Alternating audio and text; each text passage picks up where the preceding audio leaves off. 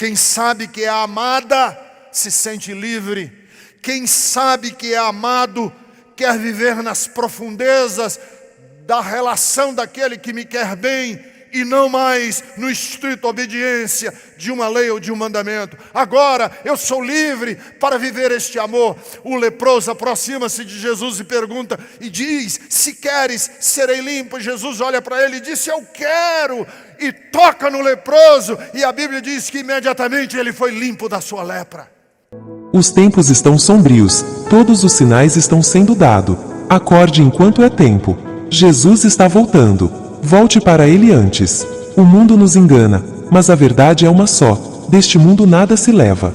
Não se deixe mais ser enganado pelos emissários de Satanás. Nosso propósito aqui neste canal é te convidar, todos os dias, para essa reflexão. Vai ficar tudo bem. Vai ficar tudo bem. Reflexão do dia. Deixa Deus no comando. Apocalipse 1, 7 a 9. A vitória vem. Eis que vem com as nuvens, e todo o olho o verá, até os mesmos que o traspassaram. E todas as tribos da terra se lamentarão sobre ele. Sim, Emon, eu sou o Alfa e o Ômega, o princípio e o fim, diz o Senhor, que é, e que era, e que há de vir, o Todo-Poderoso. Eu, João, que também sou vosso irmão, e companheiro na aflição, e no reino, e paciência de Jesus Cristo, estava na ilha chamada Patmos, por causa da palavra de Deus, e pelo testemunho de Jesus Cristo. Pra avisar que Glórias a Deus. é possível. Deus não desejou seu fim. Hoje Deus está falando: filho, você pode tudo em mim. Vai ficar tudo bem. Vai ficar tudo bem. Deixa Deus no controle e a vitória vem. Hoje à noite, o texto da palavra de Deus, para a gente meditar nele. O que é o Evangelho? O que é Evangelho? Essa é uma pergunta fundamental. O que é o Evangelho? O texto encontra-se no Evangelho que escreveu Mateus, no capítulo de número 8. Eu quero convidar você que tem a sua Bíblia, que abra. Eu vou ler da Nova Versão Internacional. Essa é a tradução da Bíblia que eu uso, que eu gosto, a NVI. Mateus, capítulo de número 8. Eu quero ler apenas 3 versículos em Mateus, capítulo de número 8. Quando desceu do monte, deixa eu dar uma parada aqui. Quer dizer, quando Jesus desceu do monte, significa que foi logo após o Sermão da Montanha, o famoso Sermão das Bem-aventuranças. Ele termina de falar as bem-aventuranças, o Sermão do Monte, e desce o monte. Esse é o texto. Quando ele desceu do monte, grandes multidões o seguiam. Um leproso, aproximando-se, adorou-o de joelhos e disse: Senhor, se quiseres, podes purificar-me. Se quiseres, podes purificar-me. Jesus estendeu a mão, tocou no leproso e disse: quero, seja purificado. Imediatamente ele foi purificado da lepra. Vamos ter uma palavra de oração breve. Querido Deus, quando abrimos a Bíblia, nós acreditamos que o Teu Espírito pode nos inspirar a compreender, a entender, a ser tocado, a refazer a nossa história. Nós acreditamos que é possível, através da leitura da Bíblia, que o Espírito de Deus traga vida, traga um novo amanhã traga ressurreição para muita gente. E eu te peço que tu faças isso hoje à noite, no nome de Jesus. Amém. A pergunta desse leproso, ou a afirmação desse leproso: Senhor, se queres, serei limpo, envolve milhares de anos. Se queres, serei limpo.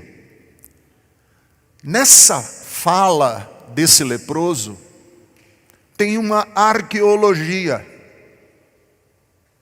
Na fala desse leproso tem um resíduo religioso, conceitual. Porque esse leproso é judeu. Ele é um judeu.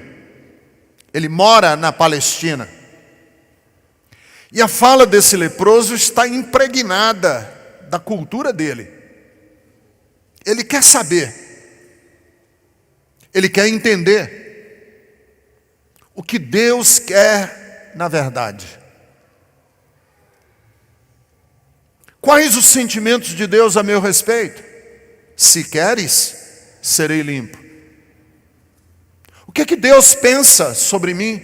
Se queres, será que o Senhor quer que eu seja limpo? Porque nessa pergunta, ou nessa afirmação, se queres, serei limpo, está uma pergunta: o que Deus quer de mim? O que Deus quer da minha vida? Vamos combinar que muitas das narrativas bíblicas que fizeram parte do conceitual desse leproso descrevem Deus de uma forma um tanto quanto temerosa.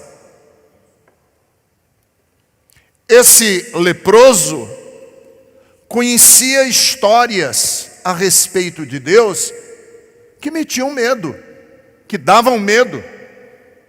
Por exemplo,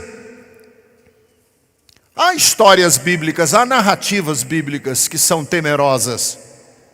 Por exemplo, Deus convoca a Abraão a colocar uma faca no pescoço do filho e matar o seu próprio filho em sacrifício, só para salvar a criança na última hora. Todo esse processo é muito doloroso, é muito difícil de qualquer pai, de qualquer mãe concebê-lo. O Deus que muitas vezes é descrito nas narrativas bíblicas é um Deus que joga pragas.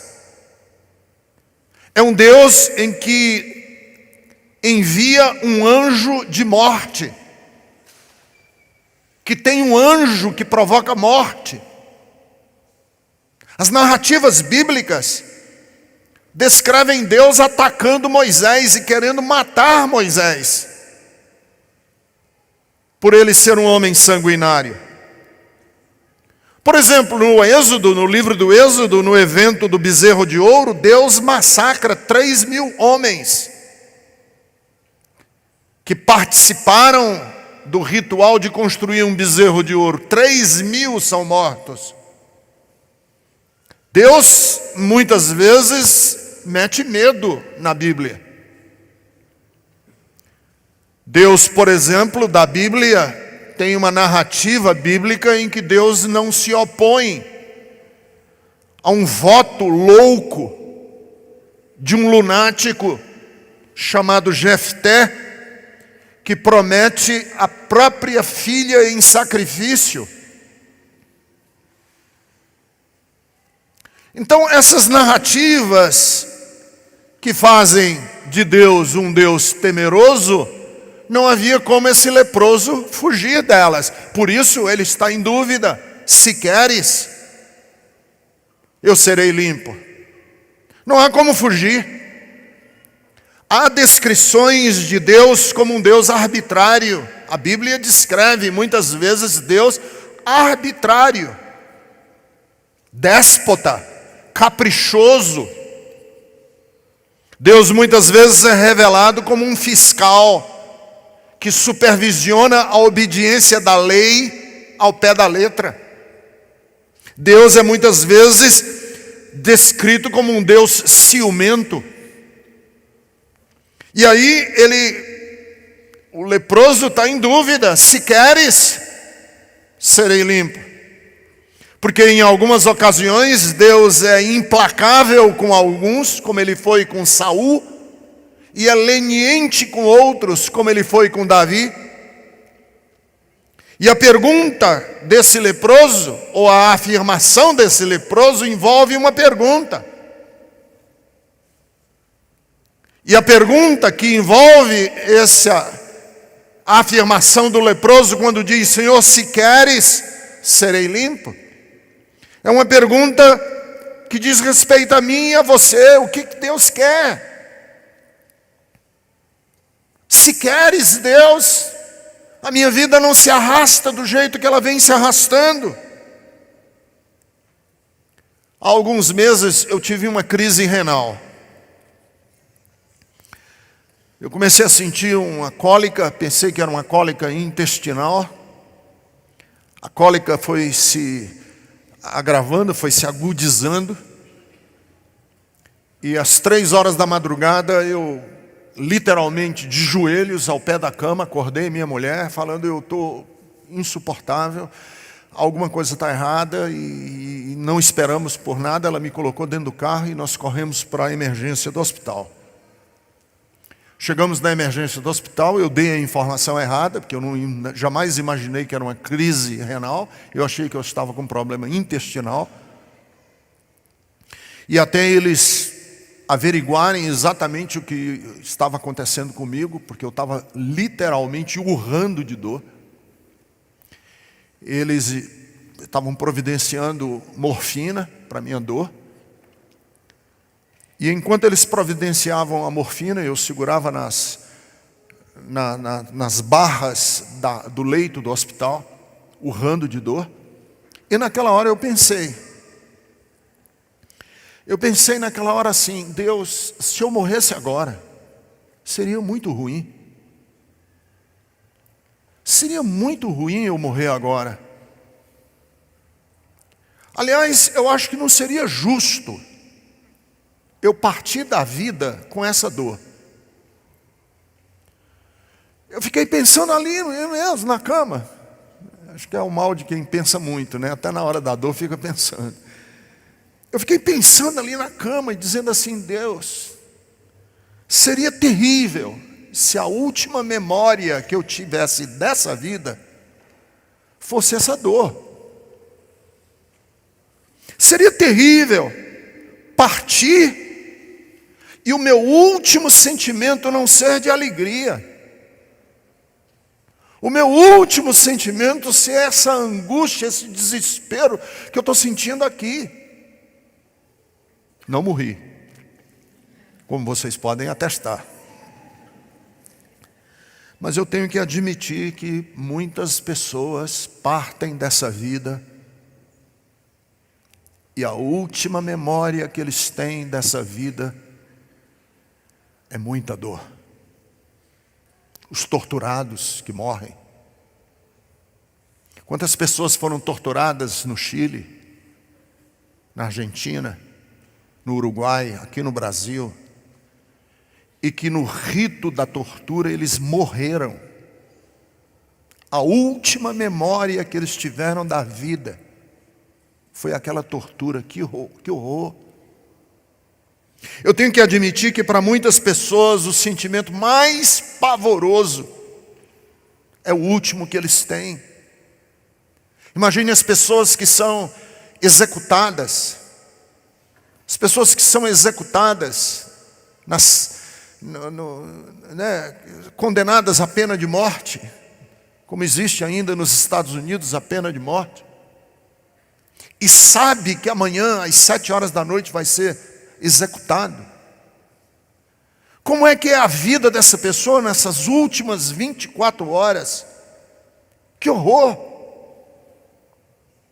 Esse leproso, que o texto da Bíblia diz que se aproximou de Jesus, logo após Jesus ter pregado o Sermão da Montanha. Logo após Jesus ter falado sobre o amor universal de Deus, que faz a sua chuva e o seu sol virem sobre justos e injustos igualmente, e não faz distinção. Esse leproso ouviu Jesus falar que Deus cuida da gente, porque quando a gente olha para os lírios do campo e vê os pardais, a gente deve se lembrar que assim como Deus veste o lírio do campo de beleza, Deus se incomoda conosco. Mas a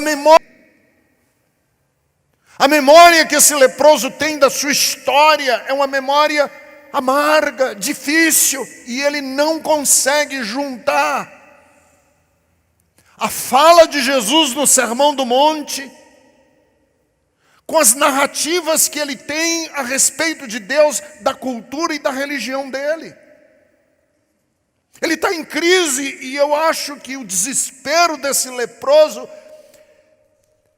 é partir dessa vida e ir embora dessa vida sem saber ao certo o que é que Deus quer de nós. O que é que você quer da gente, Deus? A sua fala, na verdade, para mim, é a fala, é a dúvida, é a questão central da história da humanidade. Jesus, se tu quiseres, eu serei limpo. Mas na verdade tu queres? Vejam,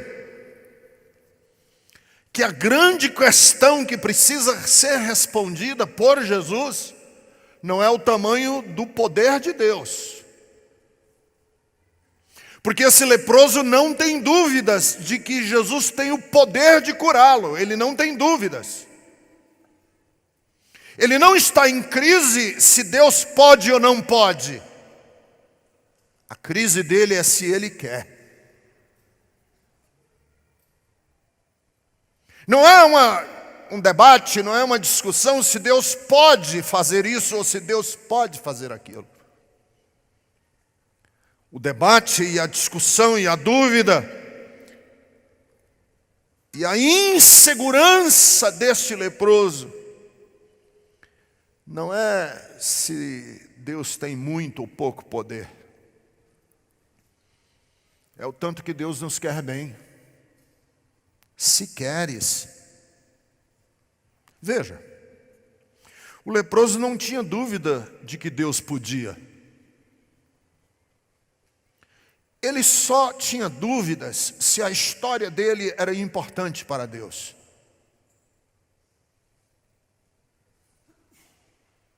Ele queria saber, de verdade, se a história dele era importante para Deus. Se queres, significa é do teu interesse. É do teu interesse que eu seja curado?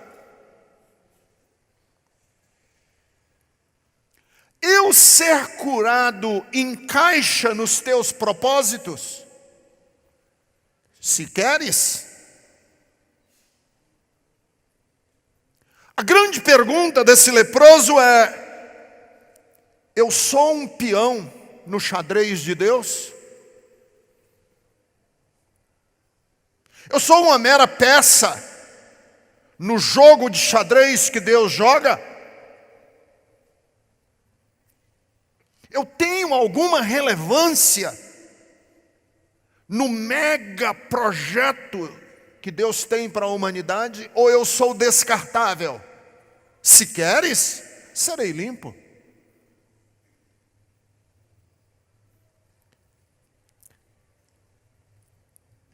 Eu já fui à Índia. Já fui à Índia 2 vezes. E eu digo sempre que quem vai à Índia nunca mais é o mesmo. Porque a Índia é um país que é do tamanho da Argentina, portanto 2,5 vezes menor do que o Brasil, e tem uma população de 1 bilhão e 300 milhões de habitantes. 1 bilhão e 300 milhões de habitantes. As favelas da Índia são indescritíveis.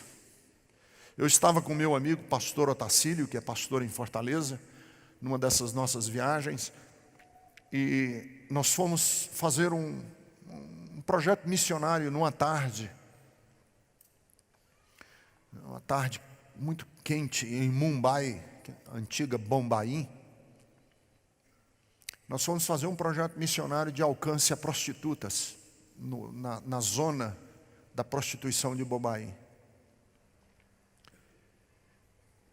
E andando pelas ruas e ajudando, porque era uma missão que ajudava essas mulheres, muitas delas sem dente, e eles têm uma folha que eles mascam lá na Índia, que eles mastigam, e ela tem uma coloração vermelha, e algumas dessas mulheres pobres, degradadas,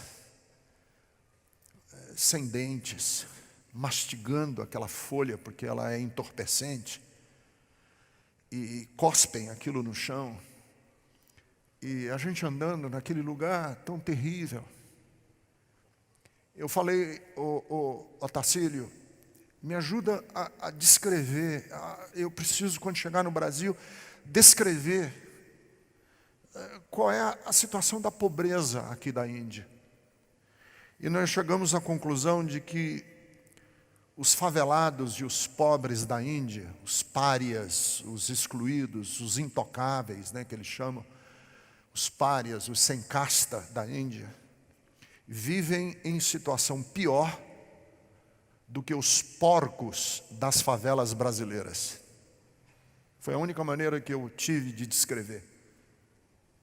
Vivem em uma situação pior do que o porco que vive na favela brasileira. E o pastor que nos acompanhava nessa missão, ele disse assim para mim, ele disse, Ricardo, muitos desses aqui, milhares, milhões deles, nascem na rua, vivem na rua, nascem na rua, vivem na rua e morrem sem nenhum registro oficial da passagem deles pela terra. Não tem registro de nascimento, não tem passagem por eles pela terra. E como na Índia eles não enterram, eles cremam, muitos são cremados e são, obviamente, queimados, né? Cremado e queimado, e desaparecem. Nasceram, viveram, morreram e foram incinerados e ninguém tem nenhum registro da vida dessas pessoas. O nome, quem foram, uma lápide, uma data, nada, sumiram. E quando eu ia ruminando essas questões no meu coração, eu pensei, a vida de quem é importante para Deus? Se queres? Será que Deus quer?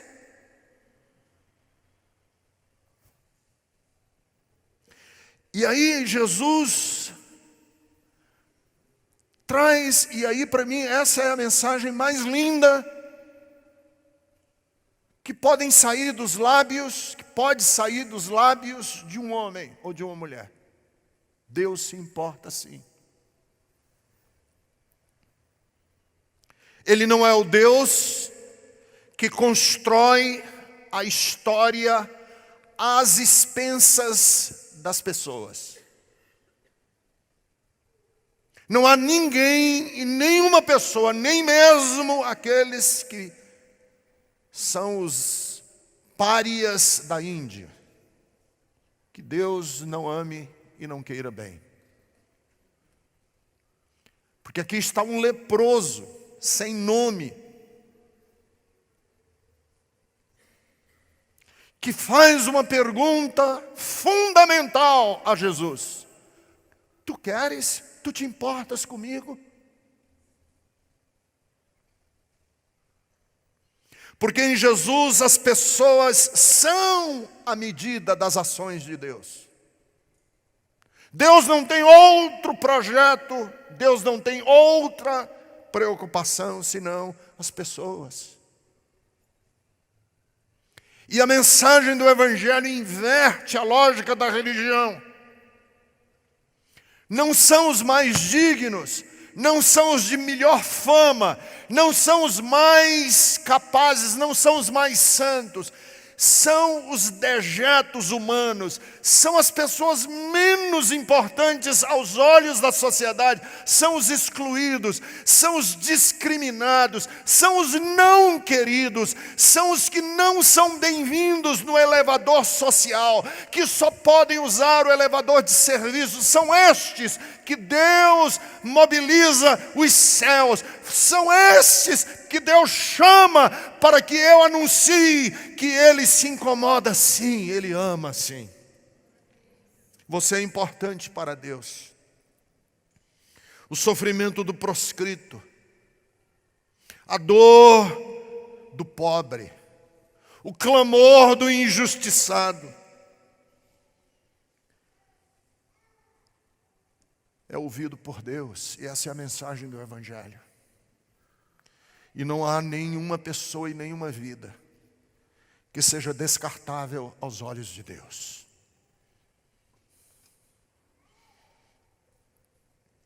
O leproso não tinha dúvidas de que Deus podia. Isso não passava pela cabeça dele em forma de questionamento. Ele sabia que Deus podia curar quem Ele quisesse.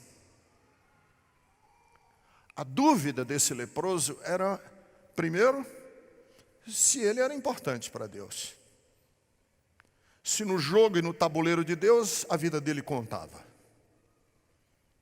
A segunda dúvida que ele tem é se ele merecia.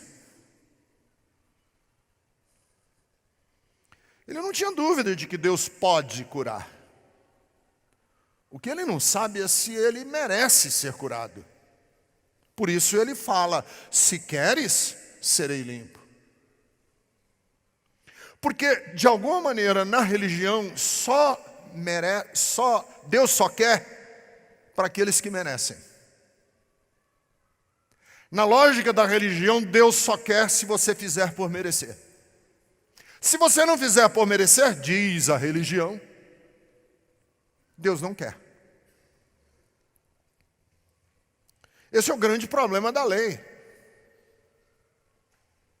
O grande problema da lei é que a lei nos preserva, mas ela também nos condena. Como é que a lei nos preserva e a lei nos condena? Porque a lei nos preserva de desmoronar na vida. Mas a lei nos condena, porque a gente nunca sabe, de acordo com a lei, se a gente merece ou não. Porque nós somos inadequados, nós somos imperfeitos.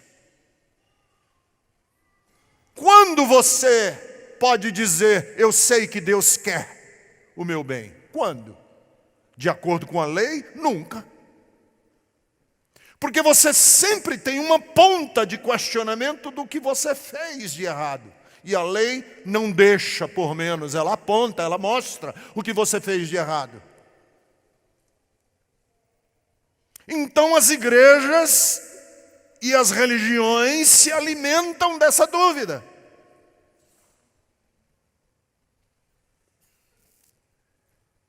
Deus pode curar você, mas eu não sei se Ele quer, porque eu não sei se você fez por merecer.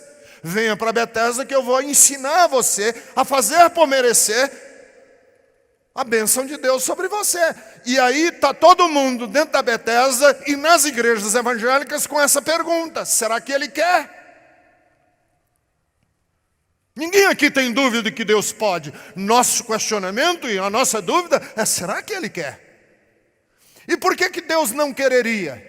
Deus não quer porque eu não fiz por merecer. E a lei me deixa isso bastante claro. Você não fez por merecer, porque você violou a lei, você violentou um dos mandamentos. Como é que você pode querer alguma coisa de Deus hoje à noite? Essa é a religião.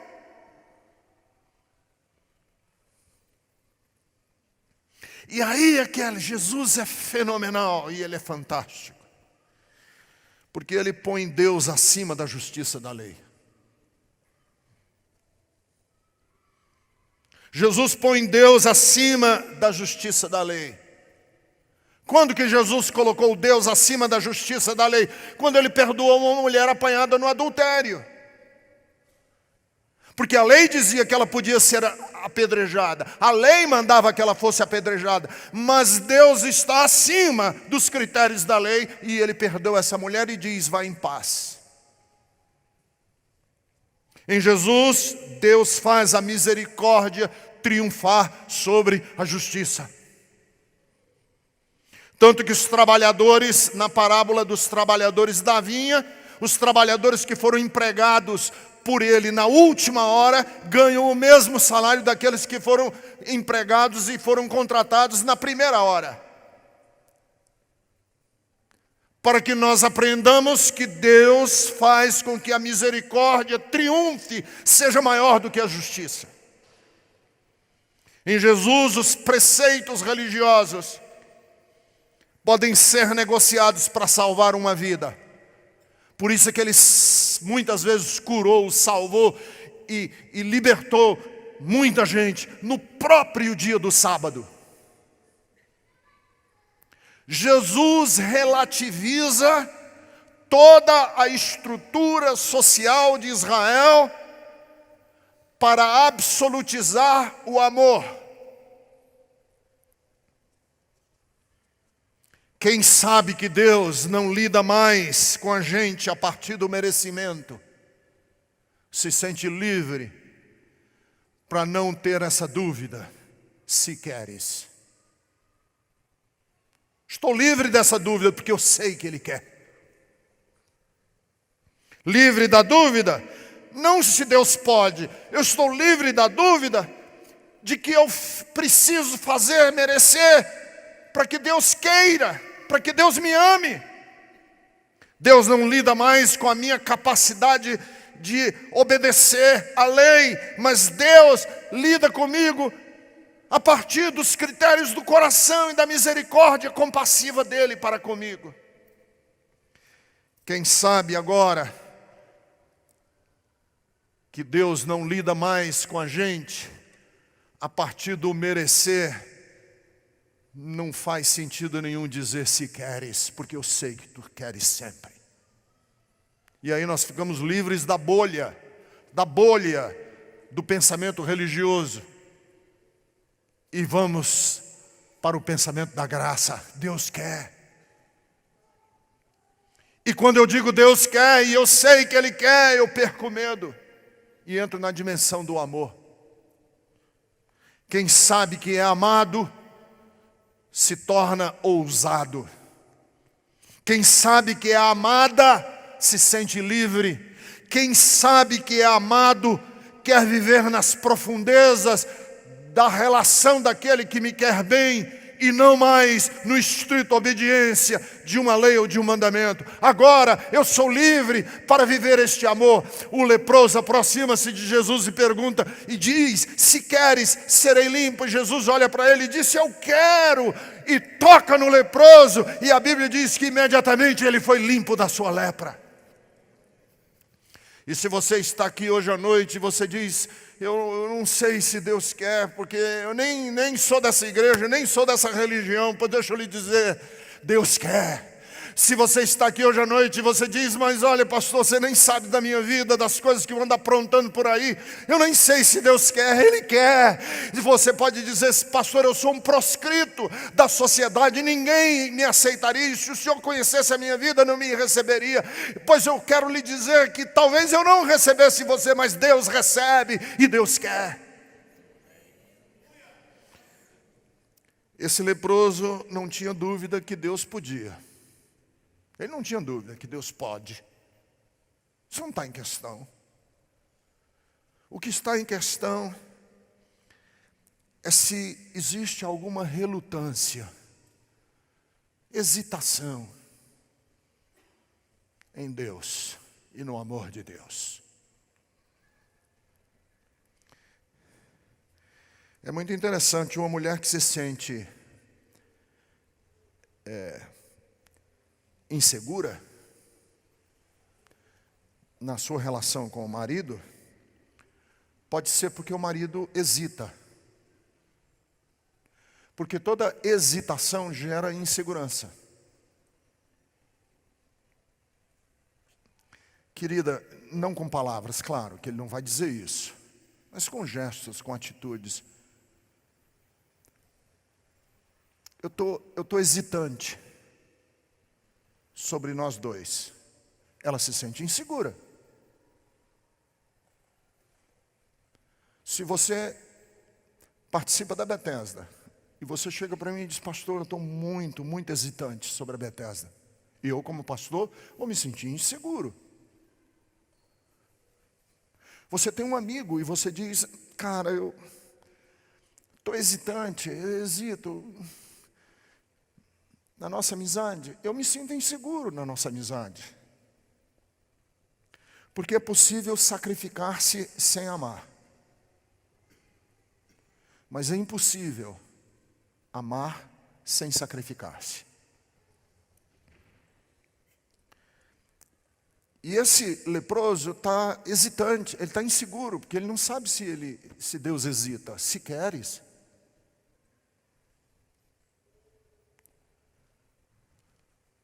Imagine um filho que percebe o pai hesitante na relação pai e filho. Essa criança se sente insegura. Porque é possível dar, presentear, sem amar. Mas é impossível amar sem presentear, sem dar, sem doar-se.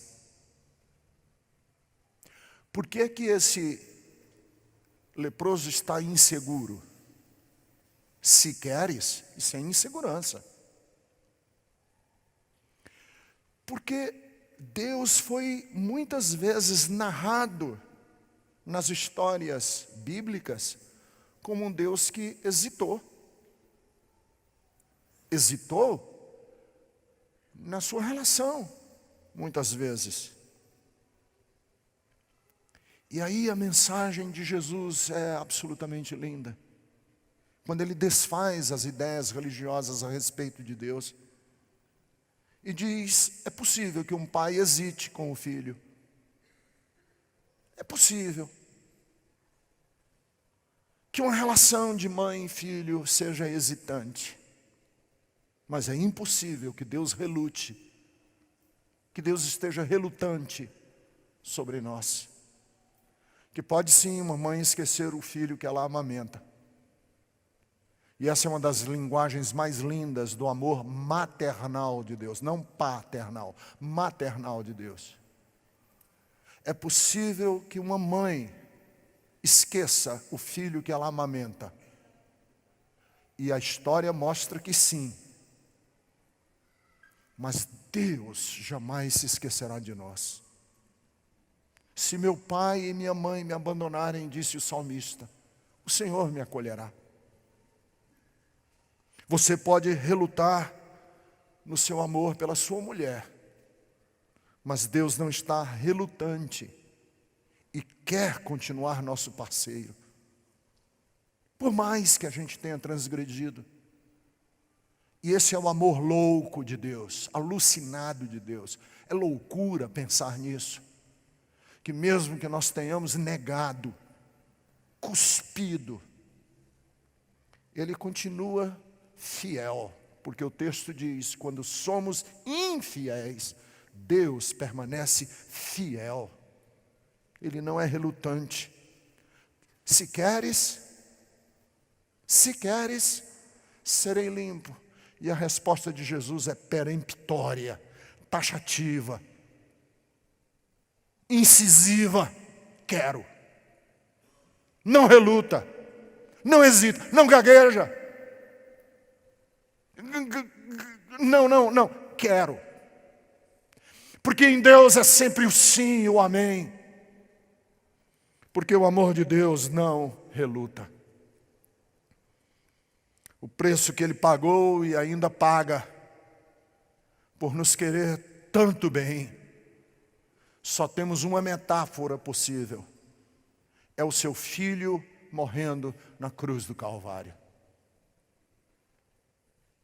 E aí Jesus, quando esse leproso diz, se queres, serei limpo, é mais ou menos como se ele estivesse dizendo assim, ouviste o que foi dito a respeito de Deus. Eu, porém, agora vos digo, quero ser limpo. E quando ele diz, quero, já sabemos que nós não precisamos ter medo. Nós não precisamos viver tateando no escuro, batendo num tambor, para ver se Deus se aproxima da gente, ralando os joelhos, dizendo repetidas e repetidas orações para ver se Ele nos ouve, fazendo milhares e milhares de campanhas de igreja em igreja para ver se Ele quer. Não precisamos mais, porque neste sim eu quero de Jesus, Ele coloca Deus acima de Moisés, maior do que Elias, mais amoroso do que todos os profetas que o antecederam. No sim de Jesus, Ele responde ao nihilista de que nós estamos sendo jogados, que nós fomos jogados na história e que nossa vida não tem sentido nenhum. Quero significa que não existe destino, porque se o destino dizia alguma outra coisa a respeito desse leproso, quando ele diz quero, ele quebra com todo o destino, ele acaba com a ideia da predestinação calvinista, porque se esse homem nasceu predestinado a ser um leproso, quando ele diz quero, está quebrada toda essa predestinação, não existe mais eleitos em Deus, todos agora, as portas estão escancaradas, e Paulo diz que não existem mais nem escravos nem livres, não existe nem macho nem fêmea, não existe nem bárbaro nem gentil, nem romano, não existe mais heterossexual e homossexual, agora somos todos um no Senhor, porque as portas do céu se escancararam, e está escrito no portal do céu, vinde todos, que está aberta agora a graça e o amor de Deus. Sim, quero. Sim, eu quero. E está estraçalhada qualquer teologia do medo. Você não precisa ter medo de Deus, porque Ele quer.